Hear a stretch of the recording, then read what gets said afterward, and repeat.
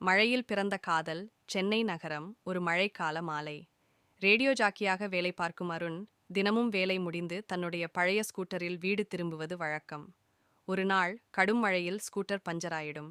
அந்த நேரத்தில் அருகே ஒரு பஸ் ஸ்டாப்பில் நின்று கொண்டிருக்கும் ஆனந்தி என்பவள் அவனை பார்க்கிறாள். ஆனந்தி ஒரு புத்தக அச்சகத்தில் டிசைனர் வேலை பார்த்து கொண்டிருந்தாள். இருவருக்கும் தங்களது வேலையில் கல்யாணமாகும் வயதையே மறந்துவிட்டது. ஆனாலும் அந்த மழை இரவில் அருணும் ஆனந்தியும் சிறிது உரையாடுகிறார்கள். பிறகு அன்றைய சந்திப்பு அவர்களது தினசரி வாழ்க்கையின் ஒரு பகுதியாக மாறுகிறது. ஒரு நாள் ஆனந்தி திடீரென வேலை விட்டுவிட்டு ஊருக்கு போய்விடுகிறாள். அருண் அவளை எங்கே சென்றாள் என்று தெரியாமல் தவிக்கிறான். ஆனால் அந்த மழையான ஒரு நாள் மீண்டும் வரும்போது அருண் அவரை தனது தெருவில் மீண்டும் சந்திக்கிறான். அந்த சந்திப்பு காதலை வெளிப்படுத்தும் சிறந்த தருணமாக மாறுகிறது. மழையில் பிறந்த அந்த காதல் எளிமையானதாயிருந்தாலும் இருவரின் வாழ்நாளும் மாற்றியமைக்கிறது. காதல் என்பது சந்திப்பில் அல்ல, சந்திப்புகளை நினைவில் வைத்திருப்பதில் இருக்கிறது என்பதை அவர்கள் உணர்கிறார்கள். சின்ன வயசிலிருந்து ரேடியோ, இசை பற்றி ஆர்வம் உள்ளவன். அவன் ஒவ்வொரு நாளும் வேலைக்கு செல்வதற்கு முன் தன் அம்மாவுக்கு நல்ல பாசம் பிடிச்ச காஃபி எடுத்து தருவான்.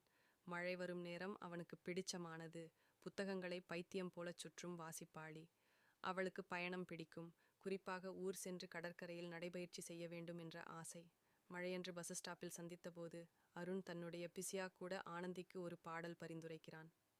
அதுதான் ஆனந்திக்கு பிடித்த பாடலாவதோட அதிலிருந்து அவர்களுடைய உரையாடல் துவங்குகிறது. முன்பிருந்த ஒற்றுமைகள், இருவரும் பள்ளியில் ஒரே வகுப்பில் இருந்திருக்கிறார்கள், ஆனால் அவ்வளவு நெருக்கமில்லாமல். பின்னாடி வாழ்க்கை அவர்களை மீண்டும் சந்திக்க வைத்திருக்கிறது. ஆனந்தி ஊருக்கு போனதுக்கு காரணம் அவள் அப்பாவின் உடல்நிலை மோசமாக இருந்ததால்தான்.